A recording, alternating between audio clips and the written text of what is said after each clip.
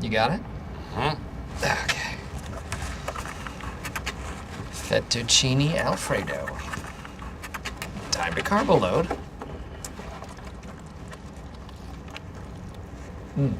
Hey, what's up guys? Welcome back to Binging with Babish, where this week we're taking a look at the fettuccine alfredo from The Office. Or more accurately, we're using it as an excuse to make some fettuccine alfredo because I want some. First up, the absolute bare bones for alfredo, some jarred sauce and some boxed pasta, which ironically is what I assume alfredos from The Office would have made because they're supposed to be really, really bad. So we're cooking some fettuccine to a state of doneness, draining off camera, you're just gonna have to believe me that that's what I did, and smothering with our jarred alfredo, mixing for an even coat. And the first problem you're going to notice with this alfredo, despite the thick, gloopy sauce, it just doesn't adhere to the store-bought pasta. It looks all kind of streaky and greasy and not terribly good. And that's because the American or cream-based version of this dish just doesn't play nice with anybody but fresh pasta. The next thing you're going to notice is that this jarred sauce mostly tastes of garlic, which is weird. I don't know who told Ragu that there's garlic in Alfredo. For a truly great American Alfredo, we turn to America's Test Kitchen, who prescribes that we combine 1 cup of heavy cream and 2 tablespoons of butter in a large sauté pan, cooking over medium-high heat until reduced by about half, at which point we're going to add a half cup of cold heavy cream to stop the cooking process. Then we are grating 2 ounces of Parmigiano Reggiano cheese and cooking a standard issue 9-ounce package of fresh pasta for about 2 minutes, at which point we're going to retrieve it with some tongs and drop it into the cream butter mixture, which we're going to heat over medium-low flame as we add our Parmesan cheese, a good pinch of kosher salt, and a few twists of freshly ground black pepper. Stir that around just to combine, and then we're also going to add a 1/4 cup of pasta cooking water, which is going to help give us a cohesive sauce, and a little grating of fresh nutmeg is just going to taste really, really good. Toss that around until you got a creamy sauce, serve up, maybe a little bit of extra freshly grated nutmeg over top, and inspect. As you can see, the sauce doesn't look overly greasy or gloopy. It's light and creamy, and is the most delicious way I could imagine carbo loading before 5K, which you guys know I'm a stickler for accuracy, so I'm going to package this up and tote it out to Prospect Park, where Sawyer's going to assist me the same way Dwight did with the Parmesan cheese. I'm going to eat as much as I possibly can for strength and endurance, and run the loop, which is almost a perfect 5K. Sure, I haven't ran in a year and a half, but this will probably be fine, right? As you can see from my body cam, I did indeed run the full 5K without puke breaks or water breaks, just like Michael. And in the end, I really cannot recommend it. What's more is I know the Italians will absolutely murder me unless I make an authentic pasta al burro. So to start, we're going to make our own fresh pasta. Into a food processor goes 12 ounces of all-purpose flour and 1 teaspoon of salt, processed briefly together, and then we're adding 8 ounces of eggs, which I did not measure, but the beauty of the food processor method is that you can add flour as you go. So instead of having to trash this batch, I added a little bit at a time and processed it for about a minute so as to build up a complex network of gluten and give the pasta a lovely chew.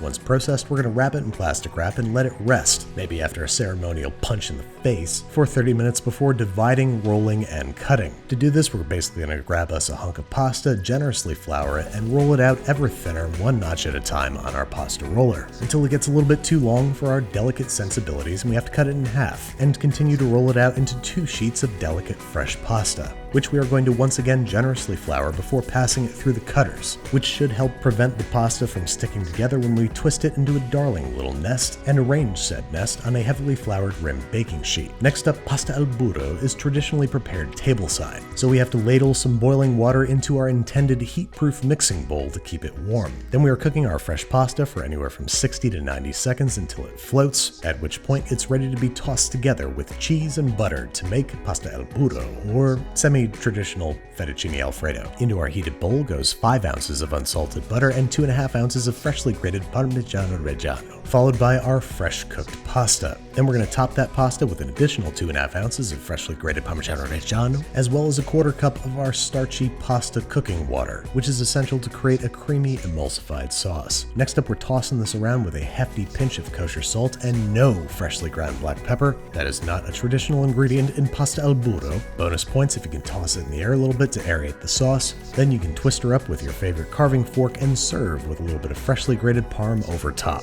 Now, like most classic Italian pasta dishes, this one's greatness comes from its simplicity. Quality ingredients coming together to make something beautiful. But I gotta say, my absolute favorite part is not having to run a 5K afterward.